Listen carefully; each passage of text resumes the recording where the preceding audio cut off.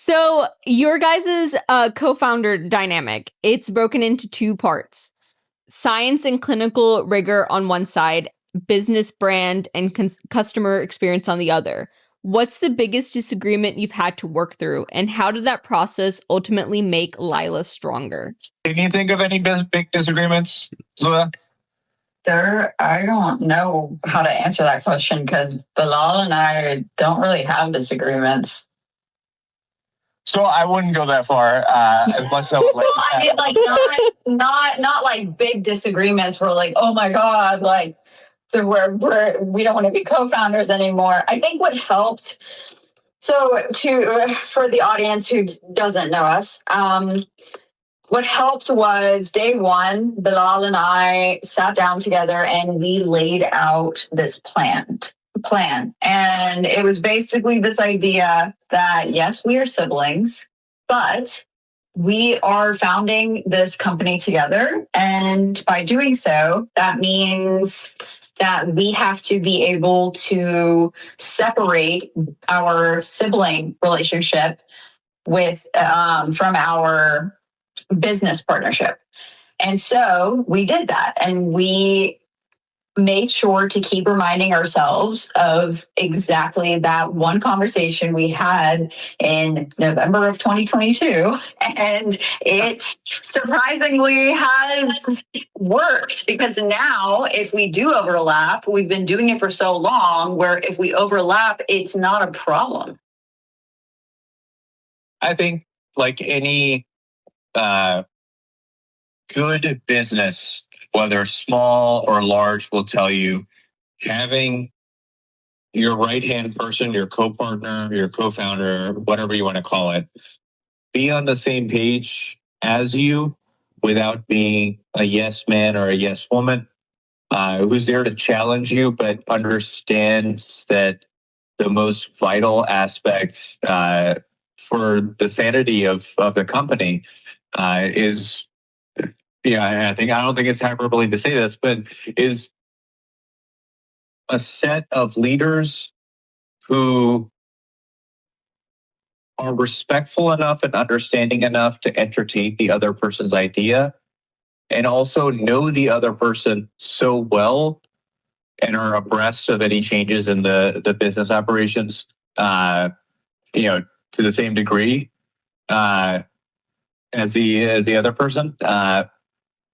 That kind of awareness of the other person's mindset, ability to critically analyze their thoughts, and then respond with appropriately challenging thoughts is the most constructive way a business can be run, as long as there's mutual respect and there's appropriate challenging, but then deciding, hey, we're in a stalemate, let's phone a friend, tap a third party to be kind of the deal breaker. And that's where, shout out to Ali Heather, is our PR extraordinaire. We would collapse without him because 100%.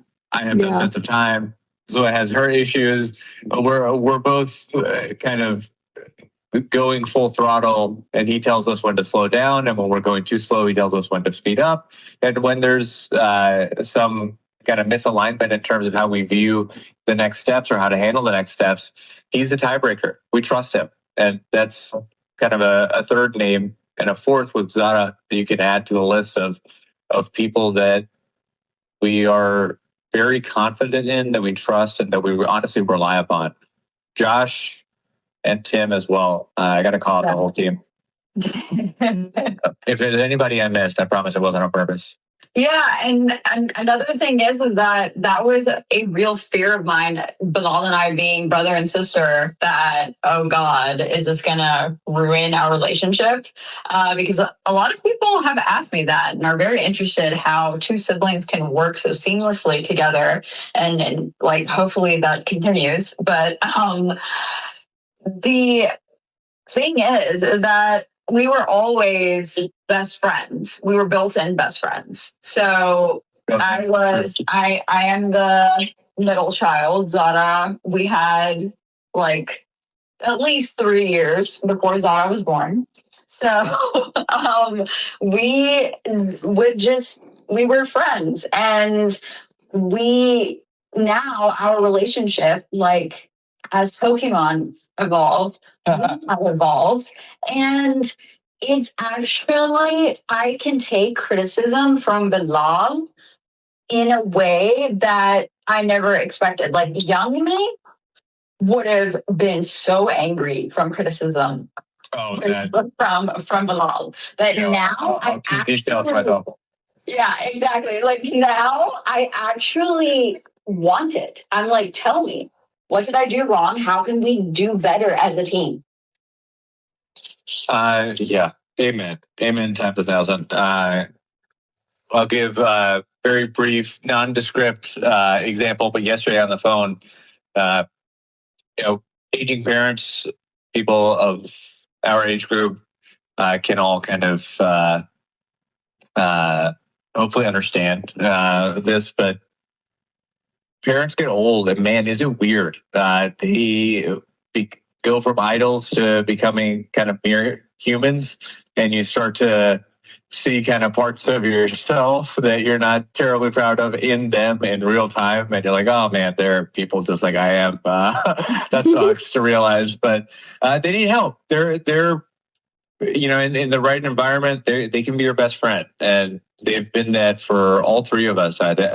We wholeheartedly speak for all of us. Yeah. But anyways, Zoya, during our conversation yesterday, said something that basically tore my heart in two about our dad and how he needed support with something, and I had kind of been so engrossed in my work and with my own little family that I hadn't asked him how he was, and just kind of told him all my cool things for too long. And so I picked up a phone today and I called him. It's thoroughly humbled me, and I am happy to take feedback from her and criticism from her because I know it's coming from the best possible place. It's coming from a place of, hey, I know you can do better, and this is how.